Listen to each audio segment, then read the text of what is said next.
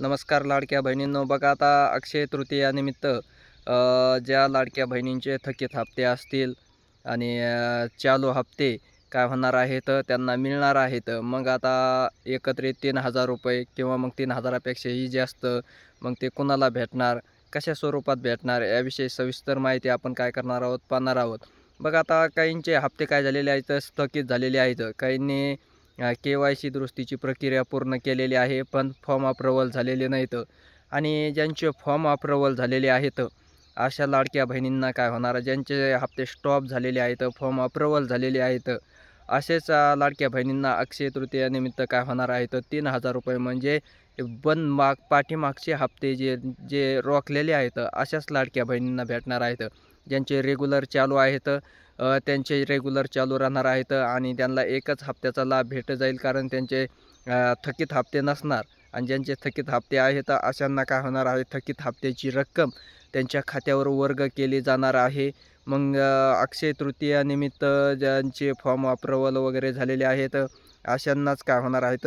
आणि form approval झालेले आहेत, दुरुस्तीची प्रक्रिया पूर्ण केलेली आहे, पण थकीत हप्तेच काय होणार आहेत त्यांना मिळणार आहेत. ज्यांच्याकडं थकीत हप्ते राहिलेले आहेत अशाच लाडक्या बहिणींचे हप्ते काय होणार आहेत त्यांच्या खात्यावर जमा होणार आहेत, मिळणार आहेत. एक हातभार म्हणून त्यांना काय केले जातं, शासनातर्फे ही योजना काय केलेली आहे, राबवलेली आहे.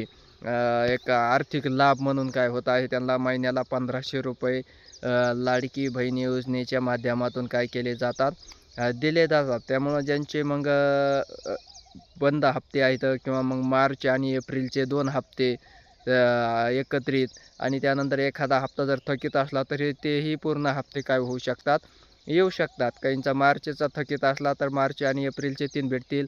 त्यानंतर अगोदरचे थकीत असले तर मग त्यांना जास्तीचे फॉर्म अप्रूव्हल झाल्याशिवाय तुम्हाला तुमच्या अकाउंटला पैसे पडणार नाहीत. हे सर्व लाडक्या बहिणींनी काय करायचं आहे, लक्षात घ्यायचं आहे.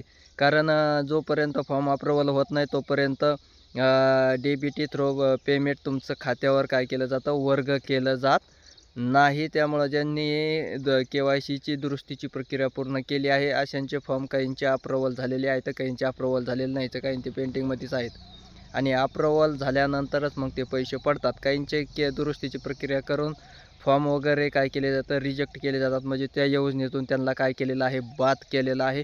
अशांना एकही रुपये महिलांना मिळणार नाही. त्यांचे ते पात्रता निकषमध्ये बसत नाही, तर वेगवेगळे पात्रता निकष काय केलेले आहेत, लावलेले असावेत असा एक अंदाज आहे. त्यामुळं मग त्यांचे हप्ते जे आहेत ते स्थगित करण्यात आलेले आहेत, बंद करण्यात आलेले आहेत. हे सर्व महिलांनी काय करायचं आहे, लक्षात घ्यायचं आहे. धन्यवाद.